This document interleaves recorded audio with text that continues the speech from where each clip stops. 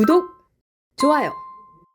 네, 3차 TV 토론 마지막 날입니다. 정말 진짜 중요한, 이제 선거 딱 일주일밖에 안 남은 날인데 오늘도 후보들 정말 주요 일정들이 아주 큰 사건들이 펑펑 터졌습니다. 백지원 국민의힘 대변인과 함께 한번 분석해 보도록 하겠습니다. 대변인님 어서 오십시오. 네, 안녕하세요. 자, 먼저 이낙연 전 총리, 새미래민주당의 상임 고문이신데 김문수 후보를 갖다가 지지하겠다. 내 표는 김문수 거다. 이렇게 선언을 했습니다. 네. 일단 공동정부를 구성하는 등 협력하기로 했다 이런 얘기를 했는데요. 전체적인 내용 들어보셨을 텐데 어떻게 보셨는지요?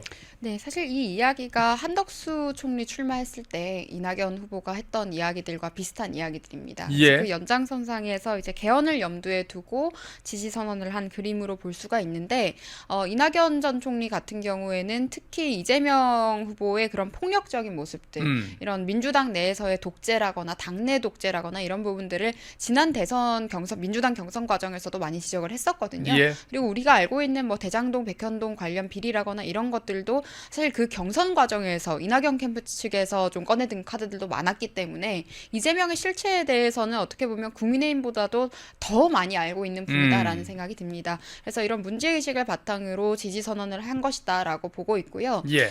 그리고 지금 호남 출신으로 기존 민주당에서 사실상 이재명 후보보다도 훨씬 더 상징성이 많은 분이기는 했어요. 김대중 대통령부터 이어진 어떤 호남의 민주당의 그 적통이라고 할 수 있겠죠. 네, 호남 출신이고 호남에서 이제 지사도 했었고 예. 또 국무총리도 하고 이렇게 이제 행정 경력, 입법 경력 모두 다 있는 분이시기 때문에 그래서 그런 부분에 있어서 지지 기반이 어느 정도 확보가 되어 있었고 그래서 새미래민주당을 창당할 수도 있었던 것인데 이제 그 세력이 이번에 이낙연 총리의 지지를 통해서 김문수 후보를 한 번 더 볼 수 있게 되지 않았나라는 생각이 들고요. 예. 다만 우려가 되는 것은 우리 당원들이라거나 기존 지지층 같은 경우에는 특히 문재인 전 대통령에 대한 이미지가 굉장히 좋지 않습니다. 그런데 이제 문재인 정부 당시 국무총리였다라는 점을 굉장히 다소 꺼려하시는 분들이 있는데 이런 부분에 있어서 이제 지지 선언을 한 것까지는 괜찮지만 예. 공동정부나 개헌안 이야기가 나왔기 때문에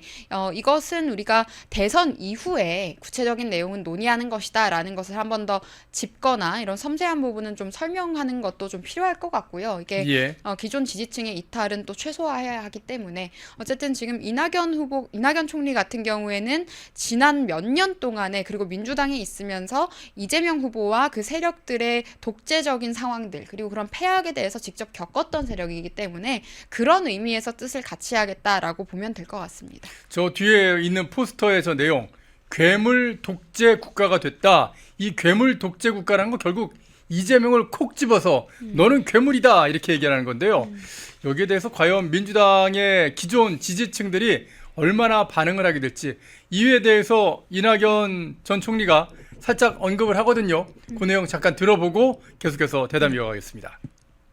민주당이 저에 대해서 섭섭하게 생각하기 이전에 지나온 일 왜 그렇게밖에 할 수 없었던가 그걸 먼저 되돌아보는 것이 민주당다운 일이라고 생각합니다. 그런데 그런 기류마저 멸종했다는 것이 지금 민주당의 절망적인 현실입니다. 그리고 그 이념이나 정책 노선에서 여전히 저는 민주당의 DNA를 가지고 있지만 민주당의 DNA 속에는 삼권을 장악하고 괴물 독재국가로 가는 것은 거기에 포함되어 있지 않다고 저는 믿고 있습니다. 근데 어쩌자고 이렇게까지 되고 있는지 거기에 대해서 민주당이 깊은 성찰을 할 필요가 있을 겁니다. 저 같은 사람 비난한다고 해서 민주당이 좋아지는 것이 아닙니다. 네, 오히려 성찰하고 어떻게 앞으로 개선할 것인가를 고민하는 것이 옳은 일이지 맨 그런 식으로 자기들 가는데 조금만 보조를 같이 하지 않으면 무슨 나쁜 사람인 것처럼 하는 그게 바로 민주당의 비극입니다. 네. 민주당의 비극은 이재명 1극 체제, 그래서 괴물이 돼버리고 민주당의 DNA를 잃어버린 거다. 민주당에서 민주주의가 멸종한 것이다. 딱 이렇게 지금 말씀하고 계신 것 같은데요. 어떻게 보시는지요?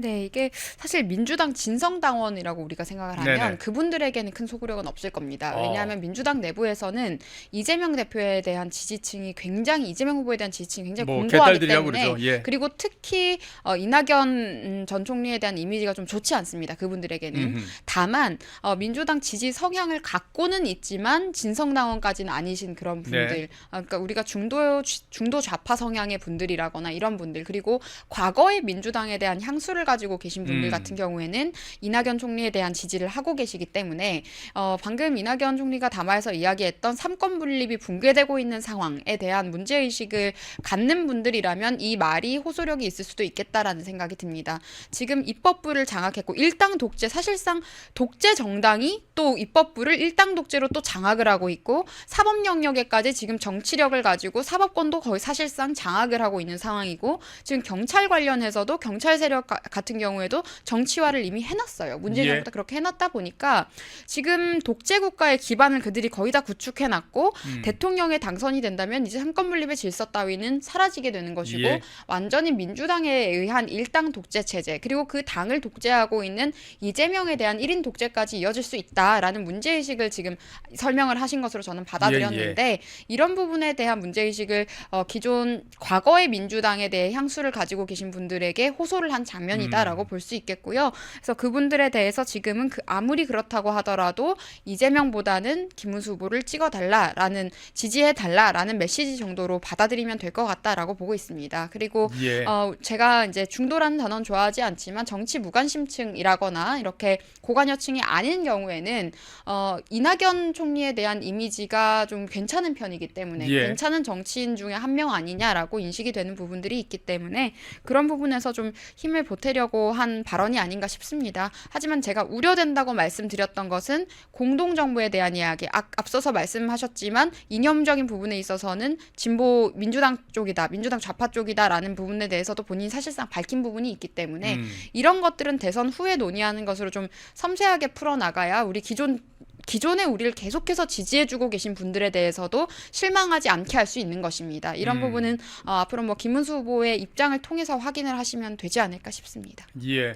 사실 윤석열 정부와 이재명의 민주당이 워낙에 대립이 심해가지고 뻑하면 탄핵, 그래서 31명을 이렇게 탄핵하면서 하여튼 윤석열 정부가 뭔가를 하려고 하면은 그걸 다 가로막는 진짜 발목 잡기형 야당의 모습을 보여줬기 때문에 진짜 야당이 무엇인지 뭐 이낙연 전 총리 같은 경우에는 뭐 보여줄 수 있을 것이다. 그런 생각도 좀 있기 때문에요.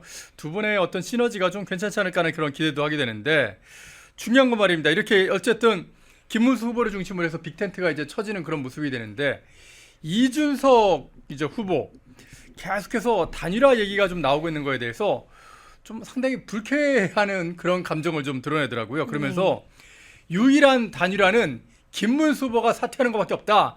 나는 반드시 대선에 완주할 거다. 이렇게 얘기를 했습니다. 특히나 오늘은 기자회견까지 따로 해가지고 김문수 후보로는 이재명이 이길 수 없다. 그러면서 국힘은 아예 후보를 내지 말았어야 된다. 이렇게까지 얘기를 하더라고요. 네. 어떻게 생각하시는지요?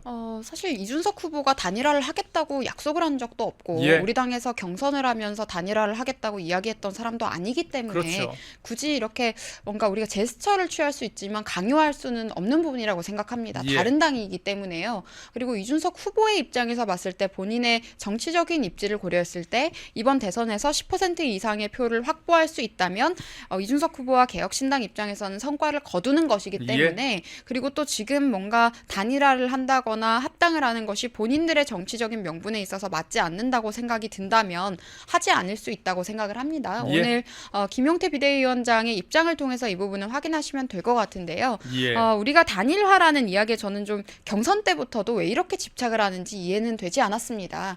이 단일화라는 것이 지금 가령 이제 김문수 후보의 지지율이 40%고 그리고 이준석 후보의 지지율이 11%라고 했을 때 두 네. 사람이 단일화를 한다고 해서 51%가 나오지 않습니다. 그렇죠. 단일화라는 것이 1 더하기 1이 2가 되는 것이 아니기 때문에 네네. 오히려 기존의 지지층들이 이탈하거나 투표를 포기할 가능성이 또 높아지는 것이고요.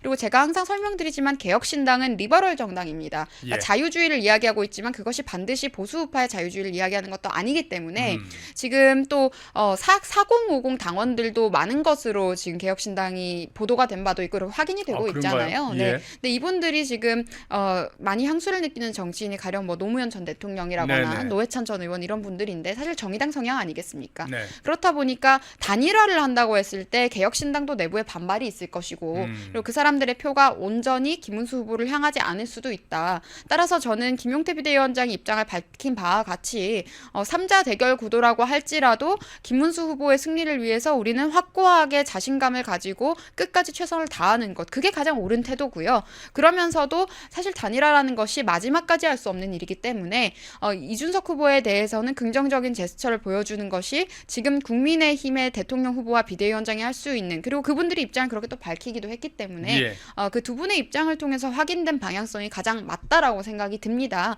그런데 이제 지난 대선 같은 경우에도 윤석열 대통령이 정말 선거 직전에 안철수 후보와 극적인 단일화를 이뤘었는데 그랬었죠. 그것도 윤석열 대통령께서 삼고초려하시고 가시고 또 마지막에는 정말 직접 가서 손을 이렇게 딱 잡아주시는 모습까지 품어주시는 그런 모습까지 나온 적이 있었어요. 예. 그래서 그렇게 극적인 장면, 국민들이 공감할 수 있는 화합의 장면이 아니고서는 억지로 단일화가 됐거나 잡음 많은 단일화가 되면 오히려 또 투표에서 마이너스가 될 수 있기 때문에 이건 섬세하게 다뤄야 할 이슈이고요. 다만 김문수 후보 같은 경우에는 이준석 후보를 이제 염두에 두고 40대 국무총리 이야기라거나 이런 것들도 이미 한 바가 있습니다. 그래서 예. 앞으로 이제 긍정적인 제스처는 서로 이게 토론을 우리가 직접 봤을 때도 김문수 후보와 이준석 후보 그리고 이재명 후보 간의 이런 대립 구도를 우리가 확인하지 않았습니까? 그렇기 때문에 반드시 이렇게 척을 지른다거나 할 필요는 없고 예. 우호적인 관계는 유지하되 우리가 굳이 단일화라는 그 글자 하나에 집착할 필요가 없다. 그리고 단일화를 한다고 해서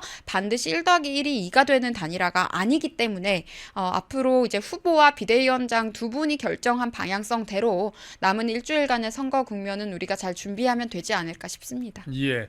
지금 말씀하신 대로 결국에는 3자 구도로 가더라도 김문수 후보가 뭐 확실하게 이재명을 앞서면 이길 수 있는 거지 않습니까? 네. 그래서 저희 펜앤마이크도 지금 현재 오늘까지도 지금 조사를 하고 있고요. 그래서 오늘까지 조사한 결과 이제 내일부터는 소위 말하는 그 깜깜이 기간, 네. 여론조사 공표 금지 기간이라서 오늘까지 조사, 자 오늘 밤까지 조사를 해서 내일 발표하는 게 마지막 조사가 됩니다. 네. 그래서 이제 오늘 오전까지 조사한 결과가 지금 막 나온 게 있거든요. 이 내용을 보면서 과연 여론은 어떻게 움직일 것인지 한번 좀 분석을 좀 해보겠습니다. 이게 뉴스핌에서 미디어 리서치에다 의뢰해서 조사한 결과인데요.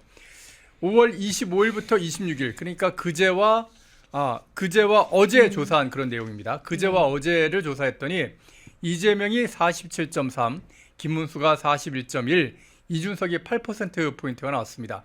한 6%포인트 정도쯤 오차 범위 정도로 이렇게 벌어져 있는 걸 확인할 수 있다 그렇게 얘기할 수가 있겠는데요. 그런데 말입니다. 요거를 한번 양자 대결로 바꿔서 조사를 했더라고요. 그랬더니 이재명 대 김문수, 그러니까 만약 김문수로 단일화된 것과 똑같은 거겠죠. 그랬더니만 47.6 대 43.9, 그러니까 김문수 후보의 지지율이 2.8%포인트 상승하면서요. 3.7%포인트로 아주 바짝 붙는 걸 확인할 수가 있었고요. 이준석 후보로 만약에 단일화된다.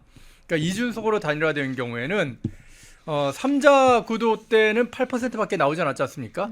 그래서 그때에 비하면 19.2%포인트나 상승을 하는데 그럼에도 불구하고 이재명과의 격차는 20%포인트가 차이가 나면서 김문수 후보가 굉장히 바짝 붙으면서 이건 어떻게 될지 알 수 없는 그런 상황이 되는 것과는 좀 많은 차이를 보이더라고요. 네. 자, 이런 상황 속에서 과연 3자 구도로 가는 것이 맞겠느냐, 아니면 김문수 후보로 어떻게든지 단일화하는 게 맞겠느냐, 굉장히 셈법이 복잡해질 것 같은데 이 부분 일단은 김용태 국민의힘 비대위원장은 이준석 후보의 선택 존중한다 그러면서 분명히 방금 말씀하신 것처럼 3자 구도로 가더라도 김문수 후보가 승리할 수 있다 이렇게 얘기하고 있는데, 지금 오늘 나오니까 어제까지 조사한 겁니다. 어제까지 나온 여론조사의 결과 이 추이로 볼 때 과연 이재명 잡을 수 있다고 생각하시는지요? 어떻게 보시나요? 뭐 저는 사실 예측은 잘 하지 않습니다. 예, 예. 끝까지 최선을 다하고 결과는 하늘에 맡기는 것이 맞다라고 항상 생각을 하는데 예. 이 단일화라는 것이 상호 간의 의지가 있어야 가능한 것이지 지금 이준석 후보가 의지가 없음을 재차 밝히고 있는데 그런 것에만 집착하면서 매일매일을 보내게 되면 오히려 선거에서 승리할 수 있는 가능성과는 점점 더 거리가 멀어진다고 생각을 합니다. 예, 예. 그리고 지금 우리 당내 상황 같은 경우에도 지금 정리가 되고 있지 않아요. 오늘 또 속보로 아까 전에 보도된 내용들을 봤는데 윤상현 의원을 선대위원장으로 임명했다가 또 친한계 반발 때문에 또 예, 임명 그랬죠. 철회했다라는 보도가 또 나왔습니다. 네. 지금 이게 무슨 상황인지 사실 납득이 되지 않거든요. 민주당 같은 경우에 지금 선거 일주일 남았는데 선대위원장 임명 철회하고 이런 일 없습니다. 예. 그리고 당내에서 모종의 개파가 이런 식으로 사실상의 낙선 운동을 한 사례도 없고요. 그러니까 우리 당 상황 자체도 정리가 안 됐는데 계속해서 원하지도 않는 단일화를 이준석 후보에게 지금 강요하는 상황은 매우 어렵다. 따라서 김용태 비대위원장이 입장을 밝힌 것이 저는 가장 지금 우리가 취할 수 있는 적절한 스탠스라는 생각을 하고요. 예. 지금 김문수 후보의 입장도 지금 김용태 비대위원장과 같이 하고 있는 것 아니겠습니까? 그래서 이런 부분들에 있어서 더 이상 저는 이 단어에 좀 집착을 안 했으면 좋겠습니다. 단일화에 집착하지 말자. 경선 예. 때도 단일화에만 집착하다가 저는 흥행에 실패했다라고 생각을 했거든요. 그 이후에 일주일을 낭비했었던 것도 그렇고요. 네. 그래서 앞으로 남은 일주일만큼은 경선 이후에 우리가 낭비했던 시간처럼 낭비되어서는 안 되겠다라는 생각을 하고 승리를 하기 위한 방법은 윤석열 선대위 때 승리를 해본 분들이 가장 잘 알고 있습니다. 네, 저도 그때 같이 선대위에서 기여를 했었는데요. 그랬었죠. 우리 선대위에서 당시 승리했던 팀들이 기여하는 방식은 이렇게 내부 분열을 야기하는 시간은 없었습니다. 정말 끝까지 우리는 결과를 예측한 적이 없거든요. 예. 바로 그 당일까지도 최선을 다해서 메시지전, 여론전을 펼치고 홍보를 하고 현장에서 유세를 하고 1분 1초를 아끼면서 최선을 다했습니다. 그런 태도만이 저는 승리로 갈 수 있는 방식이지 사실 정치에 대해서 이렇게 깊게 이렇게 관여하고 있지 않은 상태의 분들이 이야기하는 그런 단일화 같은 것 1+1이 2가 된다는 단일화 그런 말도 안 되는 생각에 집착을 하게 되면 오히려 남은 일주일을 굉장히 낭비할 수 있다. 그리고 지금 앞으로는 또 여론조사를 공표할 수가 없는 시기이기 때문에 예. 더더욱 그렇습니다. 그래서 결과를 자꾸 예측한다기보다는 최선을 다해서 최고의 결과를 낼 수 있도록 하는 것 말고는 방법이 없다라고 저는 생각합니다. 예. 최선을 다해야 된다. 여론조사에 그 수치에 연연하면 안 된다. 그런 말씀이신데. 네. 자, 당장 오늘 저녁입니다. 잠시 후 이제 저녁 8시부터 시작되는 TV 토론. 이제 마지막 TV 토론이고요. 그리고 어떻게 보면 정치 분야 토론이기 때문에 정치 안보 분야 토론이어서 굉장히 첨예한 토론이 이어질 것으로 보이는데 네. 자, 오늘 3차 TV 토론 이번 조기 대선의 마지막 TV 토론 어떻게 전망을 하시는지요? 네, 이 TV 토론회에서 다뤄질 내용들을 좀 봤는데 먼저 네. 첫 번째 질문이 정치 양극화 해소. 저는 이 단어가 무슨 조어인지 사실 납득이 되지 않아요. 예매하죠. 네, 어떤 예. 의미를 나타내는 것인지 이게 사실상 조금 좌파적인 용어를 만들었다라고 진보와 생각을 보수로 하는데 갈라진 걸 얘기하는 걸까요? 좌파 우파 뭐 이념 대립 정도를 이야기하는 것 같은데 네. 사실 정치의 속성 자체가 가치 투쟁입니다. 그래서 가치 투쟁을 통해서 변화를 만드는 것이 정치의 속성이기 때문에 저는 이런 이념 간의 선명성과 차이점을 두고 자꾸 무슨 양극화라는 단어 붙이는 거 적절하지 않다고 생각이 들고요. 이런 식으로 이야기하면서 뭐 중도 소구력 이런 이야기들 대충 나올 것 같은데 글쎄요. 김문수 후보는 올곧은 태도로 지금 가장 중요한 자유의 가치에 대해서 호소하는 것이 가장 우선일 것 같고요. 예. 자유민주주의와 자유시장 경제는 이념에 상관없이 우리나라 헌법 가치입니다. 우리나라의 기본 원칙이기 때문에 그 원칙을 훼손하려고 하는 세력은 우리가 용인할 수 없다. 이 원칙은 우리 모두가 공유해야 된다라는 점을 좀 짚어줬으면 좋겠고요. 예. 그리고 두 번째로 정치 개혁과 개헌에 대한 어젠다가 있는데 사실 이 부분은 모든 후보들이 입장 정리가 썩 깔끔하게 되어 있지 않다고 저는 생각을 합니다. 어허. 지금 오늘 이제 이낙연 총리의 지지 선언이라거나 이렇게 하면서 또다시 개헌 이야기가 나왔고 뭐 공동정부 이야기도 나왔고 이런 이야기들이 나왔는데 그 이전의 입장에는 또 다른 입장들이 있는 것이고 이재명 후보 같은 경우에는 중임제 개헌 이야기를 또 하고 있는 예. 것이고 해서 중임제 개헌이냐 아니면 어떤 식의 개헌을 할 것이냐라는 이야기가 나올 것 같은데요. 우리 지지층에서 특히 내각제에 대해서 부정적으로 생각하고 계신 분들이 많은데 이 화두가 공격적으로 튀어나올 가능성도 저는 있다고 봅니다. 그래서 이런 부분들에 대해서도 아마 다뤄지지 않을까. 그리고 정치 개혁을 이야기한다면 과연 어떤 이야기 이야기를 할 수 있을까요? 저는 정치 개혁이라는 것이 이루어지기 위해서는 공천이 제대로 돼야 된다라고 생각을 하는데 예. 그런 이야기가 근데 대선 토론장에서 이야기 될 것 같지는 않고 제가 말씀드린 그런 부분들 그리고 삼권 분립에 대해서 강화하는 그런 내용들이 아마 주로 다뤄지지 않을까 싶습니다. 그 부분에서는 확실히 이준석 후보나 김문수 후보가 어떤 연합을 해서 지금 이재명의 일극 체제가 만들고 있는 이 상권 분립의 붕괴에 대해서 확실하게 공격을 할 것 같은데 저는 이 공약 검증 토론 부분에서 이 외교안보 분야 있지 않습니까? 네. 요즘 중국이 우리 서해 바다에다가 지금 뭐 구조물 설치하고 구조물 설치한 것도 모자라 갖고 이제는 항해 금지 구역까지 지금 막 설정하고 그러던데 네. 이런 상황에서 외교안보 공약 아니 이재명 후보 중국이 우리의 서해 바다를 갖다 이렇게 위협하고 있는데 그래도 쎄하실 겁니까? 이 부분도 굉장히 첨예하게 대립할 것 같아요. 네, 그 중국의 서해 공정이라는 것이 사실 네. 문재인 정부 시기에 이미 구조물을 그들이 설치를 했었습니다. 그런데 예. 그것을 우리가 윤석열 정부 시작하고 초기에 발견을 했어요. 예. 윤석열 정부 때 발견을 하게 됐습니다. 그래서 그때도 이미 2022년에도 우리가 그걸 발견해서 항의한 바가 있고요. 그런데 이번에 탄핵 정국 때 윤석열 대통령이 직무정지된 그 기간에 또다시 설치를 그들이 또 그랬습니다. 시도를 했고요. 예. 근데 이런 사실들이 알려지게 됐는데 사실상 이것이 양안 전쟁을 염두에 두고 어떠한 시도를 하는 것이 아니냐. 그리고 서해 우리 영해를 침범하기 위해서 저런 행태를 지금 저런 행태를 보이는 것이 아니냐라는 의견들이 많은데 저는 지금 민주당이 항상 일본에 대해서는 굉장히 혐일이라고 할 정도로 혐오감을 드러내거나 이런 식의 지적들을 하고 있는데 예. 정작 중국의 동북 공정이나 서해 공정에 대해서는 이야기하는 바가 없습니다.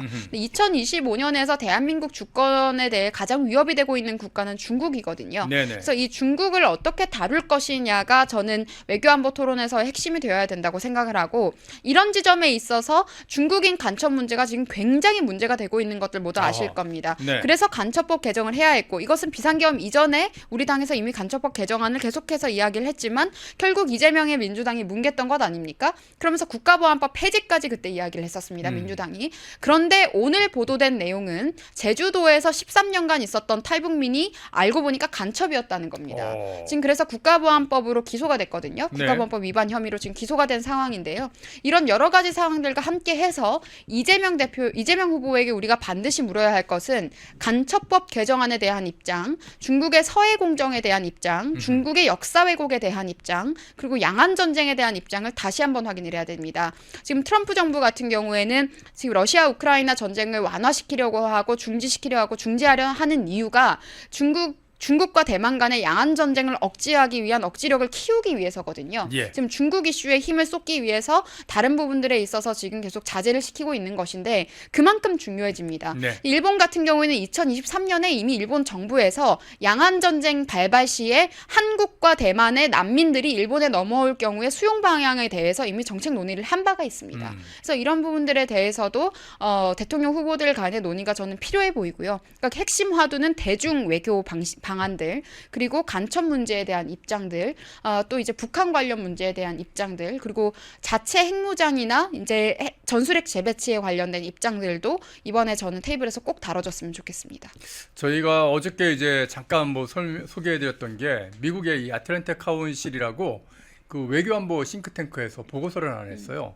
그 내용을 보니까 2030년에 북한이 우리 진해 해군 기지에다가 전술핵이라고 그러죠. 저위력 핵무기를 발사해서 우리의 해군 기지를 초토화시켜버리고 그리고 우리의 주요 항만과 시설에 대해서 공격을 하는 그러나 미국이 그렇다고 핵전쟁으로 이걸 보고서 보복을 하긴 참 애매한 수준의 공격을 함으로써 한국을 진짜 막대한 피해를 입히고 그러면서 중국과 북한과의 어떤 전면전을 미국이 두려워하게 만들어서 결국 미국으로서는 한국 야 너희 보복하려고 하지 마. 그냥 휴전해라고 해서 한국만 막대한 피해를 보게 될 것이라는 그런 우려의 보고서를 낸 적이 있거든요. 그게 바로 지난주에 나왔던 보고서입니다.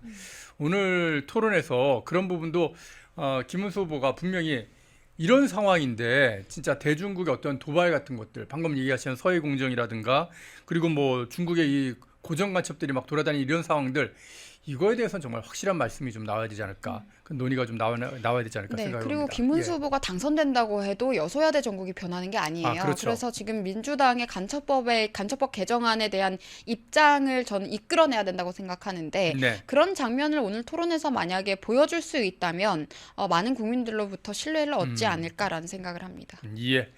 하여튼 잠시 후 8시부터입니다. 진짜 이번 조기 대선의 가장 중요한 토론회가 될지도 모르는 대한민국의 안보 그리고 대한민국 정치에 대한 그런 토론회가 이어질 테니까 또 많이 좀 시청을 해주시길 부탁을 드리겠습니다.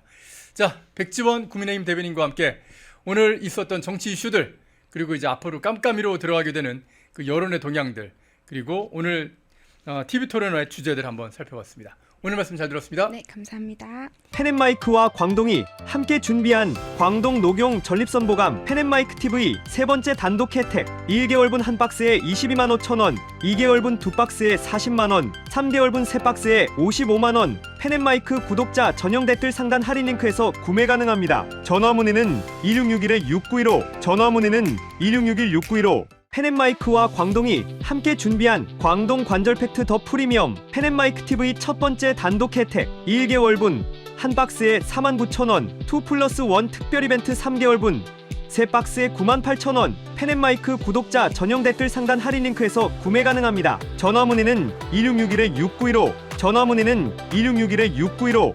펜앤마이크와 광동이 함께 준비한 광동 혈당엔 유산균 혈당 상승 억제 배변활동 장 건강에 좋은 혈당엔 유산균 펜앤마이크 TV 두 번째 단독 혜택 2개월분 한 박스에 18,000원 6개월분 세 박스에 48,000원 펜앤마이크 구독자 전용 댓글 상단 할인 링크에서 구매 가능합니다. 전화 문의는 2661-6915 전화 문의는 2661-6915. 펜앤마이크에서 추천하는 영상도 보고 가세요. 다른 영상도 즐기시려면 구독 버튼을 꼭 눌러주세요.